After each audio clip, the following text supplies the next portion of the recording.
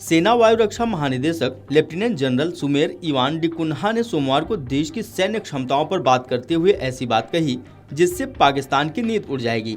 Operation सिंदूर में मुंह की खाने के बाद पाकिस्तानी सेना इतनी डर गई है कि सपने में भी उसके भारतीय सेना नजर आ रही होगी।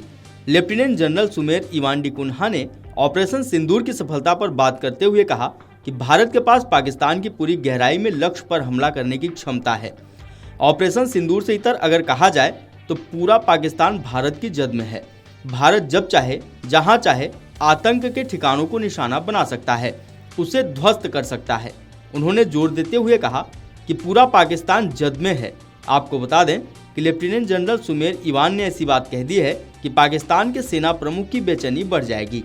उन्होंने कहा कि भले ही वो पाकिस्तानी सेना के जनरल मुख्यालय यानी GHQ को रावलपिंडी से खैबर पख्तूनख्वा यानी KPK जैसे क्षेत्र में स्थानांतरित कर दें, उन्हें सुरक्षा का भाव तब भी नहीं आएगा। ऑपरेशन सिंदूर के दौरान भारत के जवाबी आक्रामक कार्रवाइयों ने अहम पाकिस्तानी एयरबेसों को सटीकता से निशाना बनाया। इस दौरान लक्ष्यों को निशाना बनाने के लिए लोइटरिंग म्यूनिशन का उपयोग किया गया।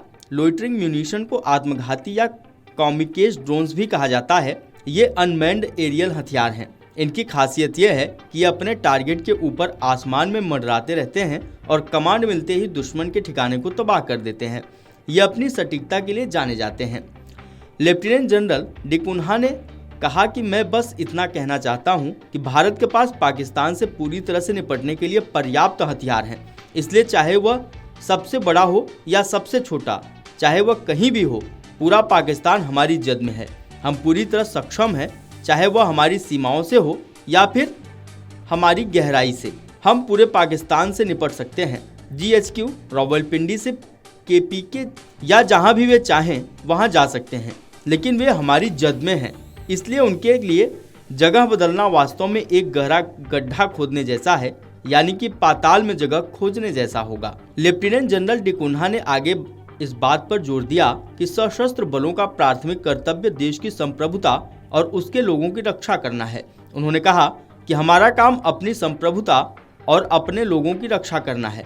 इसलिए मुझे लगता है कि हम अपनी मातृभूमि को इस हमले से बचाने में सक्षम हैं, जिसका मकसद नागरिक ठिकानों और हमारी छावनियों में बहुत सारी समस्याएं पैदा करना था। यह तथ्य है कि हमने अपने लोगों को न केवल अपनी नागरिक आबादी को यह आश्वासन दिया, बल्कि हमारे अपने बहुत से जवान, अधिकारी, पत्नियां छावनियों में रह रहे थे।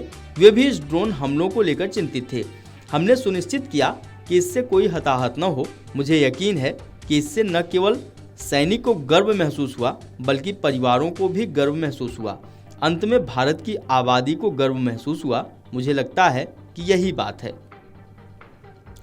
भारत के ऑपरेशन सिंदूर ने आधुनिक युद्ध में विशेष रूप से ड्रोन और अन्य उन्नत तकनीकों को बेअसर करने में देश की सैन्य तैयारियों को पुष्ट किया है। इस ऑपरेशन ने भारत की एकीकृत कमान संरचनाओं का लोहा मनवाया। इससे विभिन्न सैन्य शाखाओं के बीच निर्बाध समन्वय संभव हुआ। ऑपरेशन सिंदूर भारत के शिशुपाल सिद्धांत को दिखाता है, जिसमें उकसावे की सीमा पार होने तक धैर्य रखना और उसके बाद निर्णायक कार्रवाई करना शामिल है।